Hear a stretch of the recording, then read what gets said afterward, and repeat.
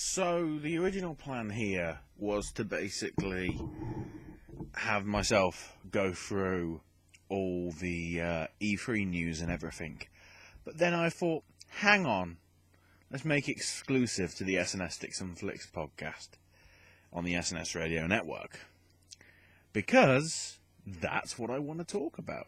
No, not the network and anything. Exclusives. You know, back in the day, when I was young, PS1 era, we had, your usual sort of platform exclusives, because they were developed by the same company, like Medieval 2 here. Seriously need to get Medieval 1. And also, Sony, if you're watching this, can we have another Medieval game that isn't on the PSP? Anyway. So you had, and have always had, first-party games, obviously exclusive to that platform. For example, obviously Fable on Xbox, and your Zeldas and your Nintendo on on Nintendo consoles. But then you had sort of games that were third-party exclusives. I mean, three of the examples I've got here, again PS1, but I'm not signaling anything out, was Music 2000, and then two big ones, Tekken 3, and yes, I know it was on the arcades, but still, damn good game, and the only console version, and Resident Evil 2, which I'm pretty sure was a console exclusive. I don't think there was any other iterations for any other platforms, until obviously later when they did HD remakes and all that sort of thing. And so this continued on into the next generation, the fifth generation of games and everything, and then it started to get a little bit weird, because, well, let's have a look at some of these. Well, the one example that I've got here from PS2, Zone of the Enders, was a little confusing. Not really because, obviously, Hideo Kojima stuff was very early in being Sony exclusive, but the fact that the previous game before this, Metal Gear Solid 2 Substance, because I believe this was released in about 2004, it was definitely at least after Metal Gear Solid 2 and sort of 2.5 and Substance got released. But that came out for Xbox as well. And then obviously you also had the Metal Gear Solid 1 remake, Twin Snakes, exclusive to GameCube, which again is a little bit strange. Then another example, Ninja Gaiden. So this has had, I think, 7 different iterations, because there was Ninja Gaiden on the Xbox, which was an Xbox exclusive, and then Ninja Gaiden Black, but then we got Ninja Gaiden, I think, Sigma, was it? On the PS3, which was this, but with, I guess, smart stuff. Then you had games like Buffy the Vampire Slayer, which, amazingly, is an EA exclusive game for the Xbox.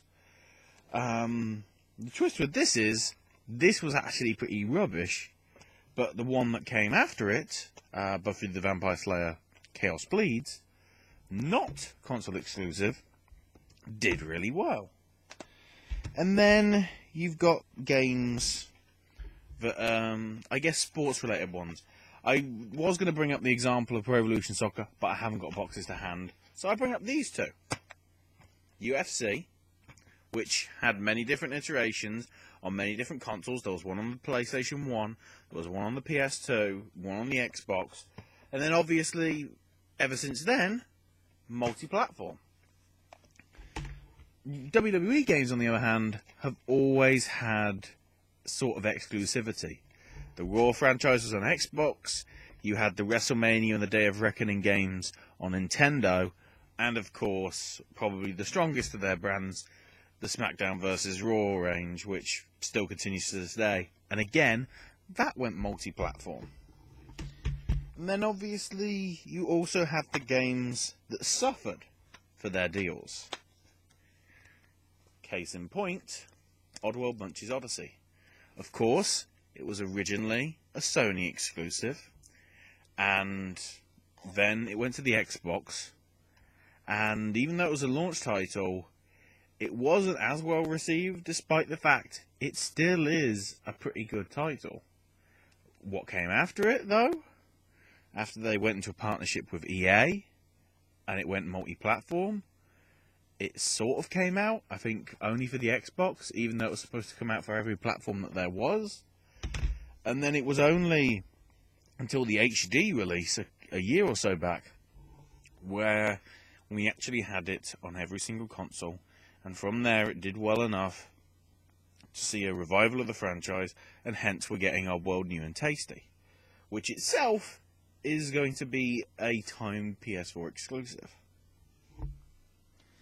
Now, I don't mind this, obviously, because obviously some of these are good games, some of these are crap games. This is what happens with some of the exclusivity deals. But then, we get murky, in my opinion. So, Far Cry Instincts. This was one of the last games, admittedly, to come out on the original Xbox, because you had Far Cry Instincts, Far Cry, and I think Far Cry Evolution, like Predator, for the 360. Which was exclusive to Xbox, despite the fact it was Crytek. You know, nothing to do with like Microsoft or anything, which you'd expect. But then from Far Cry 2 onwards, it's on PlayStation 3 as well. You know, we take PC out of it because it's consoles, but... And then from there, because it was on more than one platform, it did pretty well. And in the reverse, we have Mad World for the Wii. So, this was obviously developed by Sega, and once again, only available on the Nintendo Wii. Now, the whole concept of this game is obviously, it's black and white cel shaded, but it's basically massacre the hell out of your opponents. And this was out in 2007. So obviously it doesn't entirely fit in with the argument that I'm trying to make. But if you wanted to put this game on the Kinect, I think that would have actually sort of legitimized it, as long as the Kinect stuff did well. And it wasn't like that Fighters Uncaged game, which was utterly atrocious. Why am I bringing all this up? Exclusivity, I feel, is hurting the business. And I don't mean sort of the platform exclusive games to some extent. No. The big arguable offender at the minute, and this will tie into E3 talk, is a little thing that seems to be the trend now, called downloadable content. And how practically every single platform, apart from Nintendo, but that's because they are still really focusing on platform exclusive stuff for both the 3DS and the Wii U. The amount of details that I have here in my E3 notes is ridiculous. Obviously, these notes mainly come from just the conferences from Xbox and Sony, because that's where they really unveiled them. But I'll go over them. And actually, no. We'll bring the main offender, actually, which does sort of relate to the first thing that was announced in the press conferences. But the main offender, and the reason why I hate partially this franchise, but also the whole concept of exclusivity, or timed exclusivity, is bloody Call of Duty. This game, ever since, Modern Warfare 2? So we're in 5th iteration now? No, 6th, since Modern Warfare 2, because you had Modern Warfare 2, World at War, was it World at War? No, it wasn't. Black Ops 1, I think. Anyway, you had Modern Warfare 3 after that. This one. From, was that actually from 2011? Wow. So then 2012 was Black Ops 2. 2013 was Ghost. And obviously this year, it's going to be Call of Duty Advanced Warfare. And of course, as it has been for the last 5 iterations, this one will be get your exclusive content first, only on Xbox. There you go, I even did their own publicity for them. So, and the thing is, this has set the precedent. Let's go through the notes. Evolve will be getting the public beta and DLC first on the Xbox. Nothing else from Microsoft on that side. Nothing happened really with Tomb Raider, but I wouldn't be surprised considering how the way they showed it. Tom Clancy's The Division will also be having new content first on the Xbox One. I know. And then, although this was mentioned in the EA conference, it still pertains. The Battlefield Hardline beta that just launched. Okay, it's on PC, but it's also on the PlayStation 4 now. And there you go, a bit of Sony exclusivity. Why should Xbox gamers be left out? Destiny, real big point. This weekend, it's too late to apply now, but this weekend there's been a Destiny Alpha access over the, from Thursday through to the Sunday. And then the beta will go live only for PS4 in mid-July. And then day one content will be available exclusively for Sony players. And they're even doing a PlayStation 4 bundle with a white console rather than your typical black console, along with the bundle of the game. Far Cry 4 now gives you the option, even if you don't have a friend that has a copy of Far Cry 4, they can co-op with you in the game and help you out. The bit where it is basically AJ wanting some assistance, and your friend comes in playing as player 2, aka Herc, and comes in with a gyrocopter, basically to just aid as assistance. But again, the whole concept of not needing the game, sort of is another step into exclusivity, because that obviously means that it's running somehow off Sony's cloud servers, which in itself is an exclusive. Deep Silver announced Dead Island 2. And there's going to be a beta and certain classes available exclusive to Sony people. Diablo 3, the Ultimate Evil Edition. There will be a Sony exclusive dungeon featuring the clickers and all the other creatures, the evil creatures from the Last of Us game. Disney did a deal with them apparently, so that the Avengers figurines for Disney Infinity 2.0 will be exclusive to Sony. It keeps going on. And this now even goes into indies. Paradox Interactive bringing Magicka 2 and various other games in the future to PlayStation 4 exclusively. Grim Fandango getting remastered for the Vita and the PlayStation 4. I'm hyped for that, but I'm also kind of unhappy that the other platforms have got left out. Because to be honest, that game deserves to be on every platform that there can be. Devolver Digital did the deal. So all their games will either be first or exclusive to Sony consoles. So Hotline Miami 2, Titan Souls, Not a Hero, Broforce, very cool games, but again, exclusive console-wise to only Sony. Why is Microsoft being left out? And don't get me wrong, I'm not siding with Microsoft, because there's plenty of games that I think are exclusive on Microsoft that, in terms of the last generation, like, for a time, obviously, Limbo, but then that got launched on PS3 and became one of their biggest selling games. Okay, it might have been because of the hype that they got on 360, but still, I'm just not happy with it. The fact that the new game that they're going to be coming out with within Xbox One only, apparently it's going to stay that way.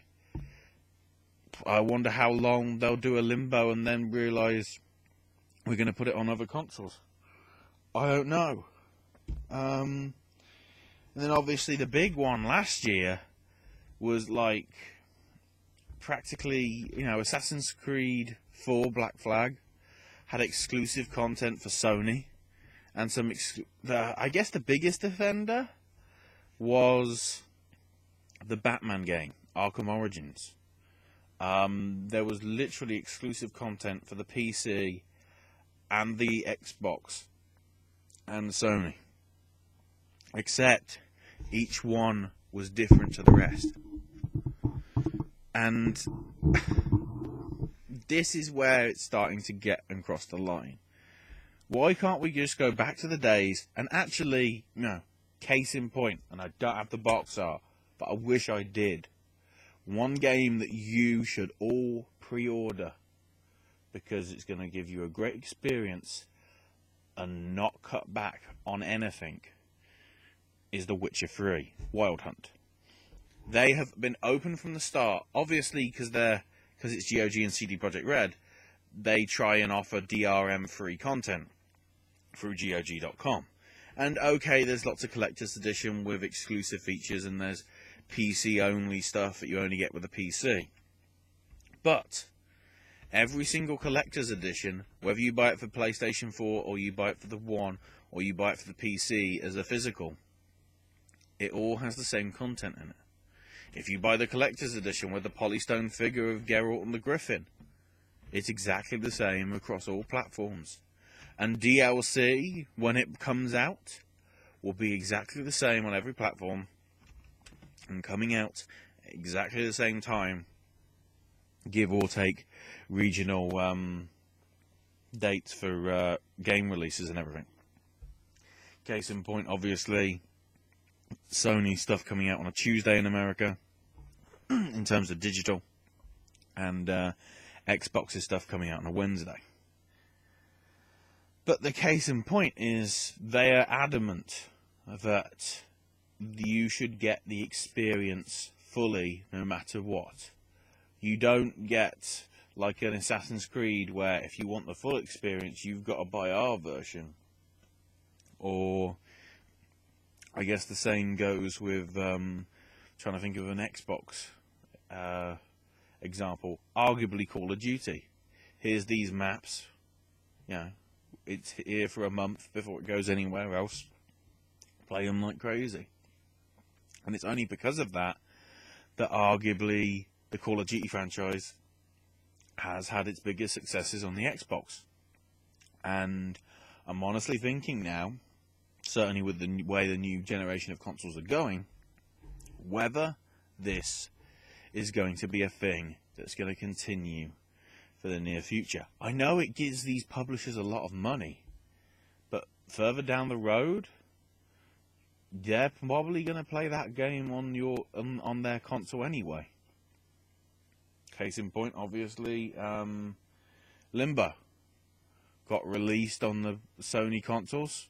People went crazy for it, and I think actually if you look at the figures, and that's also through PlayStation Plus and everything, it sold more than it did on the 360. I don't know about PC, but I'm trying to sort of focus on the consoles. So, yeah, exclusives. Do they, piss you off as much as they do me? Oh, and if you want the full uncut edition of this video, the Exclusivity is on MySpace.